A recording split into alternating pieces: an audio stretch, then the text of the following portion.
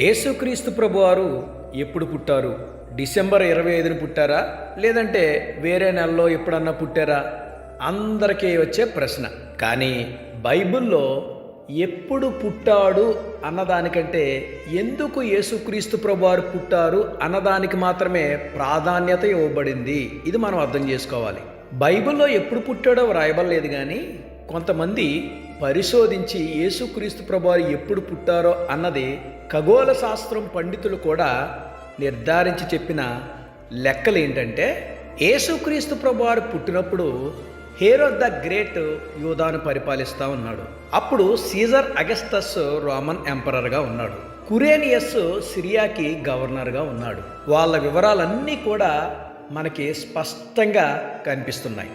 ఆ వివరాలను బట్టి చూస్తే యేసుక్రీస్తు ప్రభువారు క్రీస్తు పూర్వం 3లో జన్మించినట్లుగా మనకు అర్థమవుతుంది.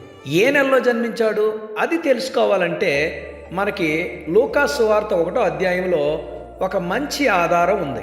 అదేంటంటే, అబియా తరగతికి చెందిన జకరియా గారు యాజకత్వం చేయటానికి దేవాలయంలోనికి వెళ్తారు. దావీదు దేవుని యొక్క మందిరంలో సేవ చేయడానికి 24 తరగతులను నియమిస్తాడు. అందులో 8వ తరగతికి చెందినవాడు అబియా తరగతికి చెందినవాడు జకర్యా సేవ ముగించుకుని ఇంటికి వెళ్ళిన తర్వాత ఎలిజబెత్ గర్భం దాల్చింది. అంటే సుమారు క్రీస్తు పూర్వం 3 జూన్ 25 నుండి 30 మధ్య జరిగి ఉండొచ్చు.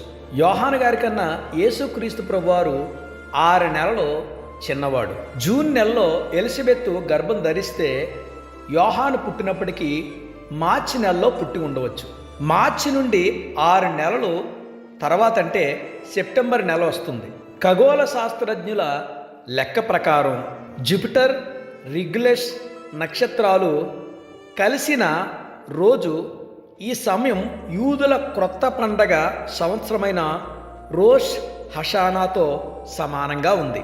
అది క్రీస్తు పూర్వం 3 సెప్టెంబర్ 11న యేసుక్రీస్తు ప్రభువారు పస్కా పండుగ రోజున సిలువ వేయబడ్డారు. యేసుక్రీస్తు ప్రభువారు ప్రథమ ఫలముల పండగ రోజున తిరిగి పునరుత్థానుడై లేచారు. యేసుక్రీస్తు ప్రభువారు యూదుల కొత్త సంవత్సరం పండగ రోజున జన్మించాడని కొంతమంది చెప్తారు. ఆ పండగ రోష్ హషానా. ఆ పండగ సెప్టెంబర్ మాసంలో వస్తుంది. నువ్వు పాపముల విషయంలో చనిపోయి యేసుక్రీస్తు ప్రభువారిలో ఎప్పుడు నూతనంగా జన్మించావో ఆ రోజే నీకు నిజమైన క్రిస్మస్.